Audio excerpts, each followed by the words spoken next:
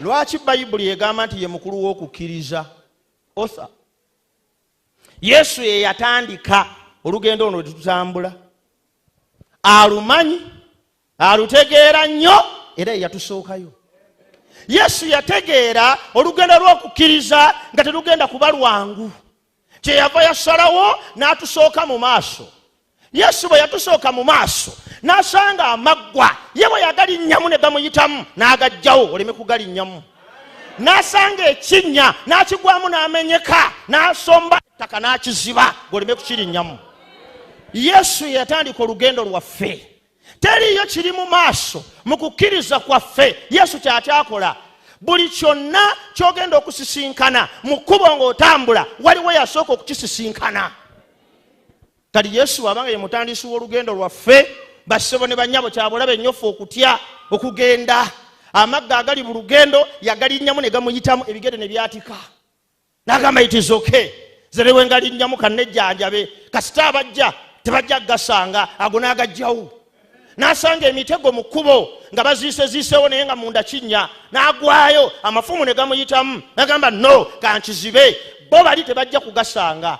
Buli kintu kyonna mu lugendo lw'obukristaayo Jesus is the author. Ye yasooka okukulembera. Kati abamugoberera bwe batambulira mu bigere bye yatambuliramu tebagenda kusanga mutawaana. Haleluya. The problem is bw'oba otambula olugendo lw'obukristaayo you don't move in his footsteps. We yalinnya si w'olinnya.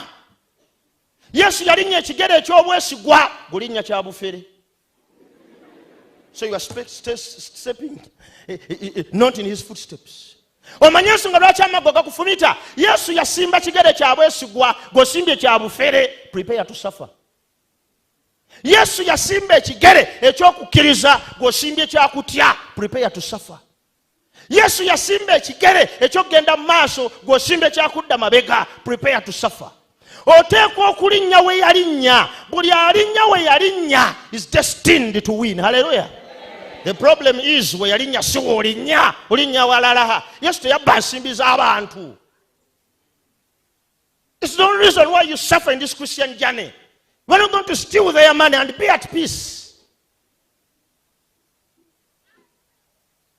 Ebigere Yesu bye yalinnya ng'atambula okumalako olugendo luno by'oteekamu ebigere byo. That is the question. Yesu yalinnya ebigere by'okusaba. N'asula ng'asaba. N'ateesa obudde ng'asaba. Akawungezi n'asaba. Footsteps of prayer. And we have Christians who have never prayed. Tulina abakristaayo batasabangako bukyanga omwaka guno guyingira. Kati ebigere ebyokusaba alinnya bbali. Buli lw'olinnya ebbali maggwa. Buli lw'olinnya ebbali mutego. Yewe yalinnyawo kawe wagumu. Linnyawo and you shall succeed. Hallelujah. Bible egambye not only the author but the finisher.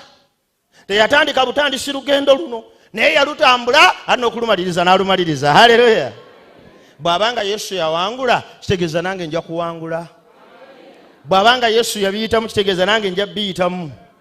Olugendo luno lutambula manyi tujja kuluwangula bwe tunayimirira wamu ne Yesu Kristo tetusobola kulemwa.